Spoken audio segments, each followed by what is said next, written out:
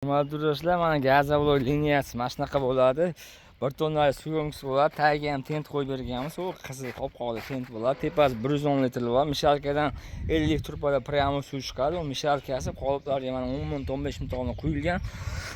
Ishib chiqib bo'lgan. O'sha qolganlar sekin-sekin ishyapti mana. Birinchi quyilganlar ish bo'lgan. Avtomat reska bo'ladi. Qoliplar roligli mana. Ugonlik просто pastga svarkalanish uchun tekis holatda bo'lgan. Mana roligi ham bor, 8 ga 4 qalinligi, rastor mana oqmagan umuman. Chiqqan gazobloylar mana avtomat reskanki chiroyli holatda mana chotki, qattiqligi ham qattiq mana podmonlar taxlab qo'yilgan. Ya'ni xomashyolar qum ketadi, qum cho'lli qum bo'lsa yaxshiroq bo'ladi. Prosto o'zimizda daryoning qumlari tosh bo'lgani uchun ichi og'irroq bo'ladi.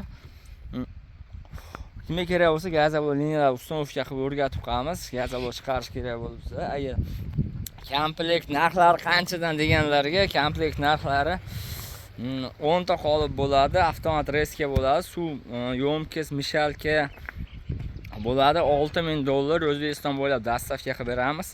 Shablon reskasi ham bor. Anaqa svet o'chgan paytda shablon reskaga svarka qilib qo'ysa ham bo'ladi mana. Qoliplar bir-biriga o'tish uchun mana shunaqa kesib qo'yiladi. Ximikatlari alyuminiy pudra, kauchuk, soda bo'ladi. Yana qum, sement bo'ladi. Gazobloy qurigan holati mana. Podmonlar chiroyli qo'ygan. Tap qilsa tapillaydi. Mana. Kimga kerak bo'lsa ekran nomer telefon qilib olasizlar. Prosta bu joy dalaning o'rtasida uchun bir akkuratni qilib qo'yilsa bo'ldi.